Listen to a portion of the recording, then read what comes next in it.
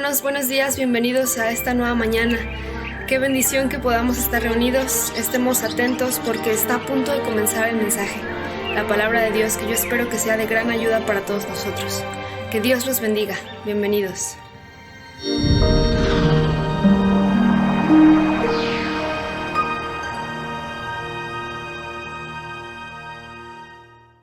Hola, bienvenidos sean todos nuevamente. Es un privilegio podernos ver por este medio. Estamos agradecidos porque hemos tenido comentarios, visitas, preguntas, saludos de diferentes partes del mundo. Nos han saludado desde Argentina, desde Honduras, desde Los Ángeles, desde Miami, desde Chicago. De hecho, la semana pasada, esta semana, tuve el privilegio de convivir con una familia que escucha nuestros devocionales en Chicago y tuvimos la bendición de conocerles, de orar por ellos, de convivir, de platicar.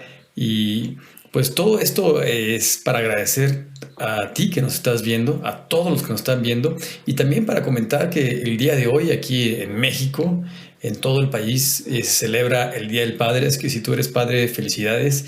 Y qué mejor día que hoy que hablar acerca del Padre Nuestro, por supuesto de Dios, y de esta oración que le llamamos la oración modelo. Y te recuerdo que estamos en una serie de mensajes que se llaman Así es el camino del discípulo, así es el camino del sermón del monte, así es el camino del reino de Dios.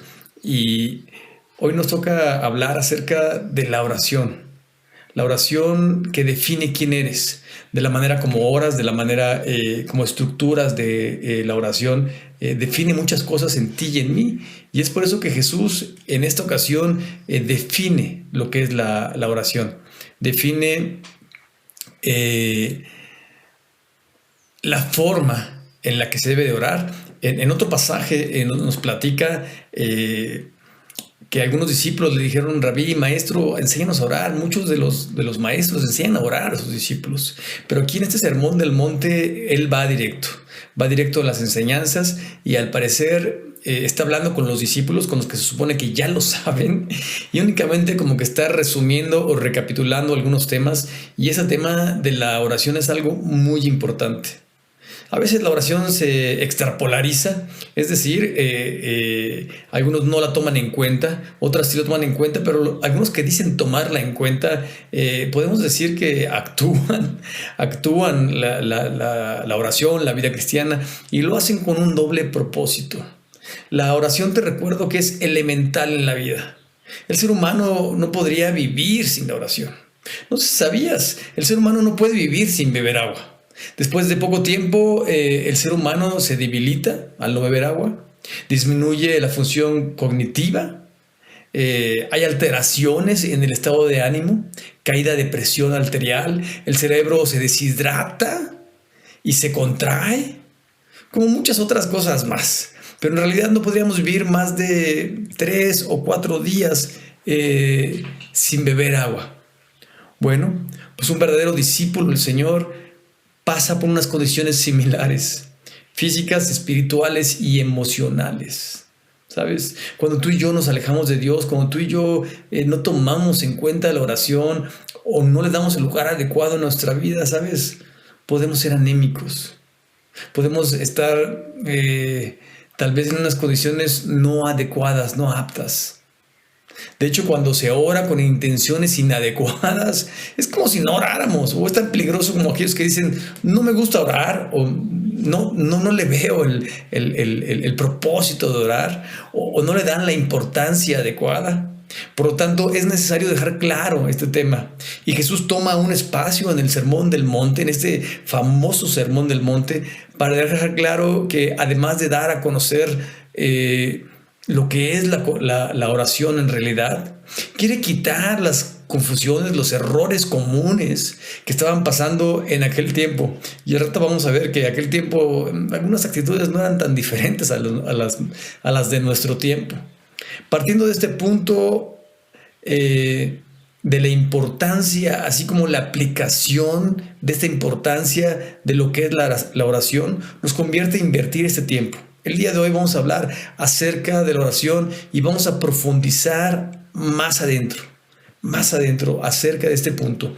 Vamos por supuesto, cualquier cosa que aquí se ve, se ora, se le pide a Dios sabiduría, pero también emana de la palabra de Dios. Y vayamos pues a Mateo, la carta según Mateo, capítulo 6. Y vamos a leer versos 5 y verso 6. Y como tema a este punto le puse, seamos honestos al orar.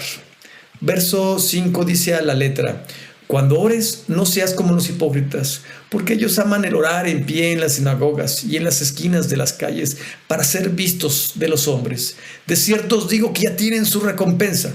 Mas tú, cuando ores, entra en tu aposento y cerrada la puerta, ora a tu Padre que está en secreto. Y tu Padre que ve en secreto te recompensará en público. Yo no sé si tú has visto, hay gente que vive como si estuviera actuando. Es más, hay gente que estudia actuación para poder simular algo que no es realidad en su vida. O parece que estudió actuación, ¿no? Bueno, en aquel tiempo la gente oraba con intenciones no adecuadas, por así decirlo, o no propias o no sanas. De hecho, Jesús les llama hipócritas, y esta palabra a nadie le gusta y a muchos ofende. No está siendo grosero, está siendo directo, está siendo sincero, pero le está diciendo, ¿sabes qué? Es que ustedes no son honestos al orar. O es que algunas personas no lo hacen con el propósito adecuado, con el sentido adecuado. Están deseando ser vistos. Es como lucirse para que vean, ¡ay, qué bueno es!, ¿no? Qué propio es, qué espiritual es, qué piadoso es, cómo ora. Buscaban gente que los viera orar, gente que se diera cuenta que estaban orando. Hacían alarde de que ellos oraban todos los días a cierta hora. Buscaban que la gente se diera cuenta que eran espirituales. O incluso qué bonitas oraciones se elevan. Oye, se saben la Torá, la recitan al orar, como si Dios no se la supiera. Es decir, su propósito principal es dar una apariencia buena ante los hombres. Quieren engañar al prójimo sin tomar en cuenta que la oración es para Dios. Y a Dios no se puede engañar, y se estaban engañando a sí mismos. Esto nos lleva a reflexionar, a pensar en por qué hacemos lo que hacemos. ¿Cuál es el verdadero propósito o la intención de nuestro corazón al orar? Porque podríamos salirnos con la nuestra y podríamos dar una apariencia o una buena actuación, el Oscar a la oración, el Oscar a la espiritualidad, el Oscar a etcétera, ¿no? El Oscar es un premio que se le da a los actores. Bueno, podemos, por así decirlo, salirnos con la nuestra o logramos nuestra intención. Puede ser que esto se llegue a ver por afuera, pero está vacío por adentro. Está carente de valores reales, del propósito inicial o del propósito esencial. De hecho, siendo sinceros, es un propósito perverso. Conseguimos lo que queríamos. Es decir, seguimos en nuestro error. Seguimos aparentando cosas que no son ciertas. Por eso Jesús dice, ya tienen su recompensa. Estos que se quieren lucir, que quieren hacer esto, que quieren que los vean como, ya tienen su recompensa. Eso querían, eso tienen. Pero no te emociones por eso. Eso te hace estar vacío por adentro, porque no es la realidad. Pero a mí sí me emociona ver el siguiente verso. Me alienta, me impulsa, porque Dios te está hablando a ti y me está hablando a mí, nos habla a nosotros, los que nos llamamos sus discípulos. Y Él nos está diciendo, pero ustedes que no son hipócritas, oren en secreto. ¿Sabes? También hay recompensa en ello. El tiempo que invertimos en Dios, el tiempo que invertimos hablando con Dios, es de gran bendición para nosotros. Y Él nos va a recompensar, ¿sabes? Él nos va a recompensar, Él nos va a bendecir. ¿Recuerdas el Salmo 23? Oye, sus enemigos lo estaban viendo, que su mesa estaba presentada, que su copa estaba rebosando. Bueno, Dios hace las cosas en el tiempo adecuado, en su tiempo, en su kairos, de la manera adecuada. No a tu manera, no a mi manera, no como decía Frank Sinatra, ¿recuerdas? My way, ¿no? Él lo hace a su manera y en el tiempo adecuado y Él no se equivoca. Pero sabes, vale la pena invertir tiempo en una oración honesta, en una oración sincera, en una oración que emane de tu corazón y que no finja nada más allá. Dios busca eso en tu oración, honestidad, un corazón abierto ante Él. Decía el salmista, Dios no desprecia al corazón contrito y humillado. Segundo punto, tenemos que ser claros al orar. No tenéis porque no pedís, y si pedís, pedís de acuerdo a tus emociones o a tus deseos carnales. Concupiscencia, dice el pasaje. Déjame, te leo la siguiente parte. Te recuerdo que estamos en Mateo 7:8. Seamos claros al orar. Verso 7, dice, y orando, no uséis vanas repeticiones como los gentiles, que piensan que por sus palabrerías serán oídos. No hagáis, pues, semejante a ellos, porque vuestro Padre sabe qué cosas tenéis, de qué cosas tenéis necesidad antes de que vosotros las pidáis. ¿Sabes? Hace muchos años, todavía me acuerdo que ni estaba casado. Y este joven estaba a punto de casarse, un joven que acababa de conocer a Dios, una historia realmente hermosa. Le robaron su coche y estaba con su novia y oraron a Dios y le pidieron a Dios que encontraran el coche. Y de repente le habló un amigo, oye, ¿estás afuera de mi casa? No, tu coche está parado aquí en la esquina. Y si era su coche, fue con sus llaves, se lo arrancó y se lo llevó. ¿Sabes? Y fue a una iglesia. Y yo estaba dirigiendo el culto en esa ocasión, hace muchos años, y él empezó a crecer, a asistir también ella, empezaron a desarrollarse, iban a un discipulado conmigo, y ellos decían, como cualquier persona que asiste por primera vez a una iglesia, es que yo no sé orar. Pero alguna vez nos platicaba que él vio un niño en condiciones de discapacidad y pidió orar por él, y nos platicó la experiencia que tuvo con él. Y parecía entender su sufrimiento. Pidió también por su mamá en la oración. Se hizo misericordioso con él. Pudo sentir su dolor. Incluso platicó con ellos. Y me pareció que lo hizo con una intención y con un corazón adecuada a esta oración. ¿Sabes? No me pareció que exigiera a Dios sus promesas. Hay gente que no sé de dónde sacan la idea de exigirle a Dios. Esto dice el Señor, esto dice tu palabra. Y así como se lo estuvieran exigiendo, espérame. Hay que ubicarnos. Una oración es de alguien pecador como tú y yo. Un ser humano, un simple ser humano. Dice el salmista, que es el hombre para que te acuerdes de él. Una plática del hombre, del ser humano con Dios. ¿Por qué le hemos de exigir? O que usar algunas palabras de repeticiones, ¿no? Algunos le llaman rezar, cuando la gente repite una oración muchas veces o una frase. De hecho, el término rezar viene del latín recitare, y la palabra re es el prefijo, re, es una palabra que insta a repetición. Bueno. Tampoco vi que leyera la oración. Espérenme, voy a leer la oración para el niño. No fue así. Abrió su corazón y habló con Dios. Dijo lo que sentía. Fue una plática honesta y clara con Dios. Yo dije, a mí no me parece que no sepas orar. Creo que sabes orar mejor que muchos de nosotros. Más de uno, además de mí, lloró con esta hermosa oración. Se nos pusieron los ojos rojos. Y esto no quiere decir que un requisito para ser honesto es que haya que llorar. No. Para orar con claridad tenemos que abrir nuestro corazón. Tenemos que ser sinceros con Dios. No tenemos que fingir absolutamente nada. O hablar una poesía. O no sé, decir muchas cosas. Espérame. No, tenemos que ser claros. Sí, tenemos que creer que hay un Dios que nos escucha, confiar en Él y acatar o sujetarme a su respuesta. Porque si estoy orando con un ser superior, oye, me tengo que acomodar, admirar, respetar, honrar y amar su respuesta y su voluntad.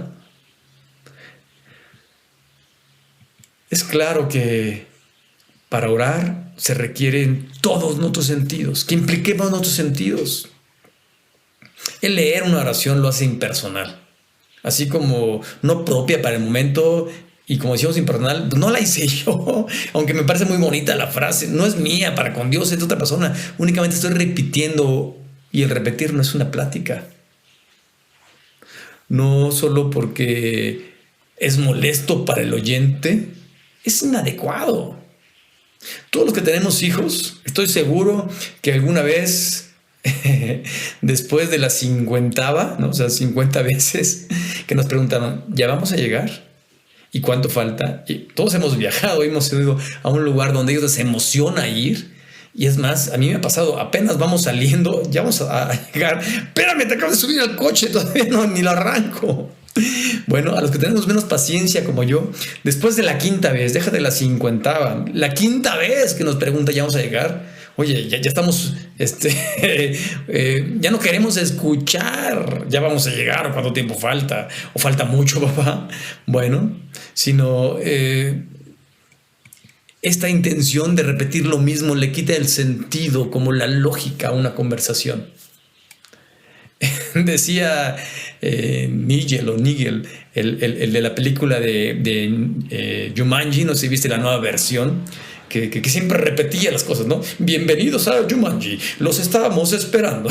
Y le dice lo mismo a todos. Y cuando le preguntan otra cosa, bienvenidos a Jumanji, los estábamos esperando.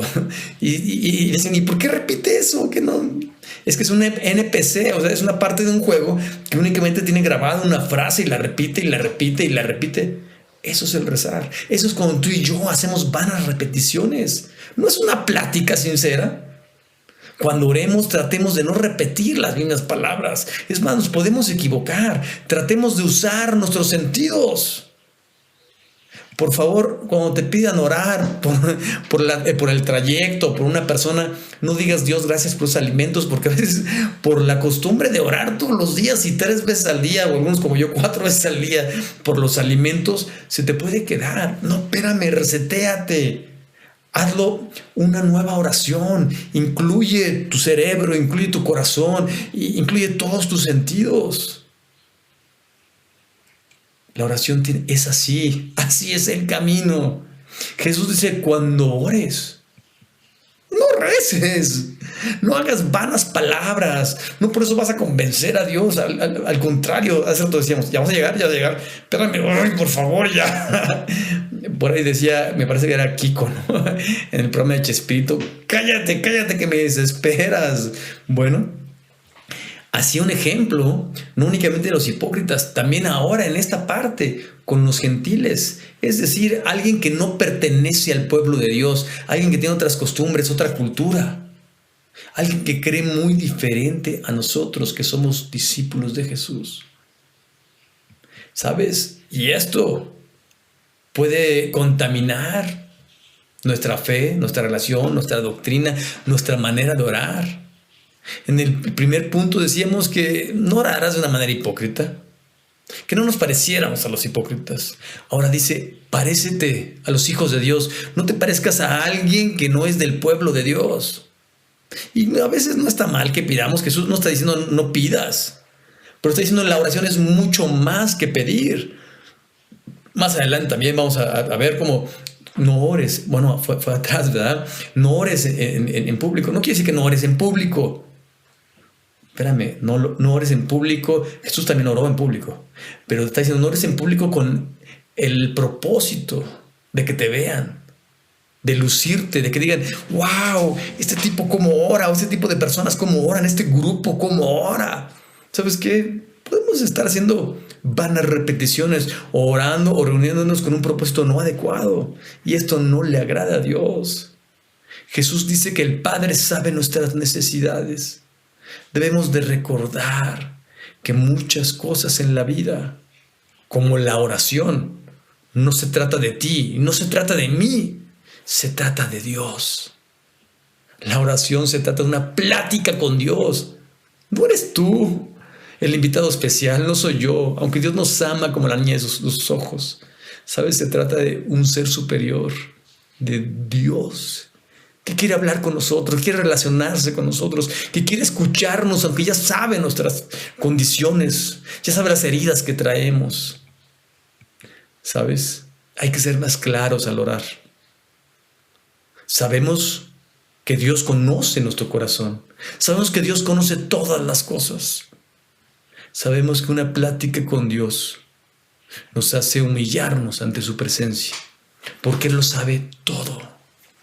Clarifiquemos nuestra oración como nuestra personalidad, porque te recuerdo, de la manera como oras, se sabe si eres un gentil, y no de que seas muy correcto, sino de que seas de otro pueblo, de otro lugar, que no seas del pueblo de los hijos de Dios, los que creen en Dios.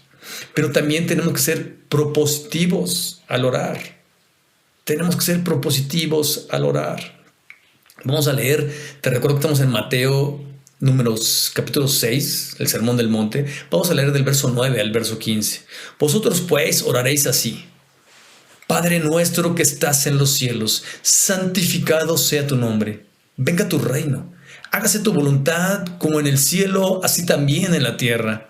El pan nuestro de cada día, dánoslo hoy. Y perdónanos nuestras deudas, como también nosotros perdonamos a nuestros deudores. Y no nos metas en tentación, mas líbranos del mal. Porque tuyo es el reino y el poder y la gloria, por todos los siglos. Amén. Verso 14. Porque si perdonáis a los hombres sus ofensas, os perdonará también a vosotros vuestro Padre Celestial. Mas si no perdonáis a los hombres sus ofensas, tampoco vuestro Padre os perdonará vuestras ofensas. ¡Wow! Duro, directo y a la cabeza, dirían algunos. Oye, vamos a hablar al final del tema del perdón, pero qué importante es el perdón. Qué importante es abrir nuestro corazón y perdonar como fuimos perdonados. ¿Sabes? Hace muchos años, algún tiempo, tuve el privilegio de conocer al pastor Rolando Gutiérrez Cortés. Era una persona sumamente inteligente, una persona profundamente propositivo, catedrático del Instituto Politécnico Nacional. Dicen algunos que lo invitaron a trabajar en varias ocasiones a la ONU como al gobierno de nuestro país, pero él prefirió servir a Dios de otra manera. Una de sus múltiples cualidades era que todas las cosas las hacía con propósito. No solo era un gran teólogo que veía algunas características o la carrera de algunas personas o cuáles eran los dones de algunas personas y los atrapaba, esos dones los veía y los involucraba en el trabajo eclesiástico. ¿Sabes? Su cabeza siempre estaba ocupada y hacía que tu cabeza siempre estuviese ocupada en la obra del Señor. Cuando supo que yo estaba estudiando administración de empresas, inmediatamente en la siguiente ocasión me hizo un encargo. ¿Sabes? Referente a este tema, es importante que seamos intencionales. Por eso yo hablaba del pastor Rolando. Era muy intencional, muy objetivo. De hecho, en su sermón, en cada punto, un gran teólogo mencionaba hace rato, si te distraías, ¡pum!, te perdías. Porque en cada frase era un sermón muy profundo, un gran teólogo. Pero, ¿sabes? Dios nos llama y nos impulsa a ti y a mí a que seamos intencionales en todas las cosas que hagamos, pero especialmente en la oración. Y en esta bella oportunidad, en esta bella enseñanza que Jesús nos hace, nos invita a comunicarnos con propósito con Dios. Y es por eso que empieza estructurando esta oración con la identidad. ¿Sabes? Dios es un Dios de identidad y te da identidad a ti y a mí, a sus hijos, a su pueblo, a sus discípulos. Mencionando esa pertenencia mutua. Yo soy suyo y Él es mi Dios. Como su santidad, que es parte de su identidad. En realidad es una relación personal e íntima. Y eso es lo que quiere recalcar Jesús. ¿Sabes? Dios no tiene nietos, tiene hijos. Es una relación personal, nadie la puede tener por ti. Dirían los merolicos allá en el centro de la Ciudad de México, que no le digan, que no le cuenten. ¿Sabes? Por eso nos recuerda los verdaderos parámetros del reino y nos enfoca a no solo pensar en lo que hay aquí en la tierra, sino también en el cielo.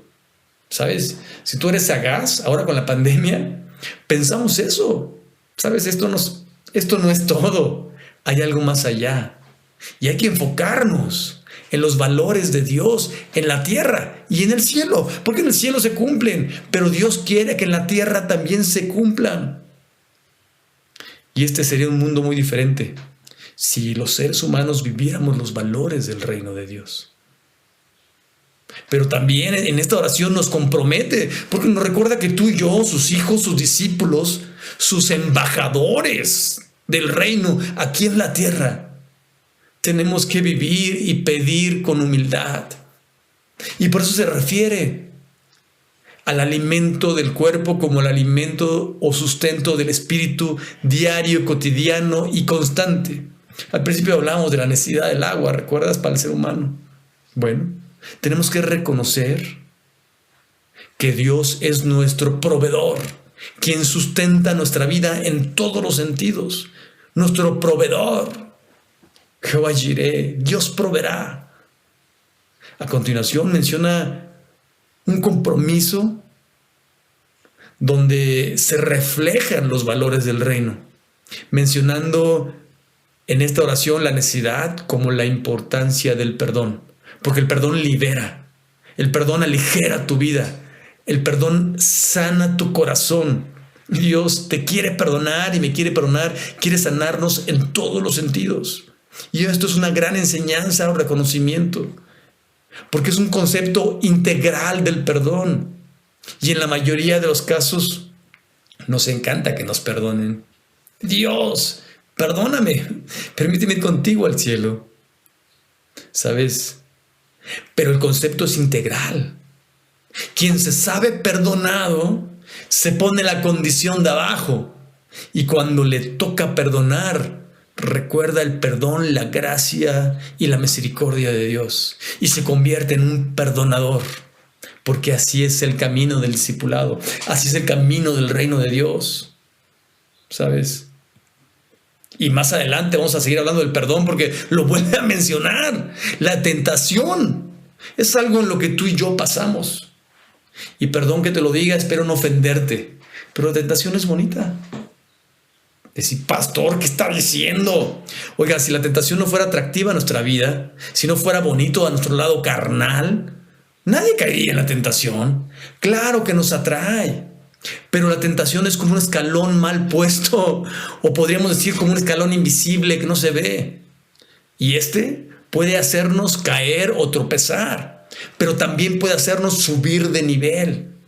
Tenemos que estar al pendiente de nuestra condición espiritual y de nuestra relación con Dios, pidiéndole y rogándole a Dios que nos libre de caer en la tentación, que nos libre de caer en las garras del enemigo, porque te recuerdo que está como un león rugiente buscando a quien devorar.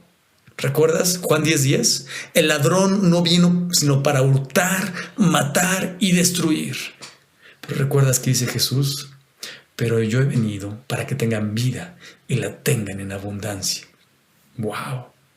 Esta relación del ser humano con Dios nos ayuda a mantenernos fuertes en Él, a rechazar con la palabra de Dios, con el Espíritu de Dios, con la presencia de Dios en nuestra vida, cualquier atracción al pecado.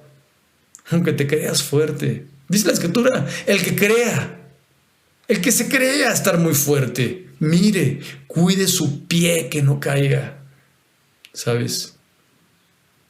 El mantenernos alejados del pecado y cercanos a Dios nos hace evitar muchos problemas. Siempre tenemos que reconocer la necesidad de Dios en nuestra vida, reconociendo que la gloria, la honra, el reino de los cielos y el reino aquí en la tierra y todo el poder le pertenecen a Dios por siempre. El pasaje decía, por los siglos de los siglos. Y al terminar esta oración ejemplar, esta oración modelo, vuelve a tocar el tema del perdón, haciendo énfasis, diciendo, espérenme, aquí hay un asunto que he visto que no se está viviendo, que no se está poniendo en práctica, que aunque lo conoces, no lo has ejecutado en tu vida. Te hace falta perdonar. No es necesario que te pidan perdón para que perdones. No es necesario que se merezcan el perdón para que perdones. El perdón libera. El perdón sana. El perdón te hace tener una condición espiritual más cercana a Dios. El perdón hace reconocer nuestra naturaleza, no pecaminosa. Porque te recuerdo que fuimos creados a imagen y semejanza de Dios. Y es por eso que Jesús vuelve a tomar este tema del perdón, haciendo énfasis en el perdón, recordando la naturaleza de Dios y nuestra naturaleza humana, conociendo nuestra identidad y nuestra naturaleza pecaminosa, porque tú y yo necesitamos perdón todos los días, no únicamente aquella vez que invitamos a Dios a vivir a nuestro corazón y le pedimos que nos perdonara nuestros pecados. Yo no sé tú, pero yo sigo pecando, no intencionalmente, no maliciosamente, pero la palabra pecado quiere decir errar al blanco. Sigo haciendo cosas que no le agradan a Dios, sigo diciendo cosas que a veces no le agradan a Dios, sigo pensando cosas que no le agradan a Dios.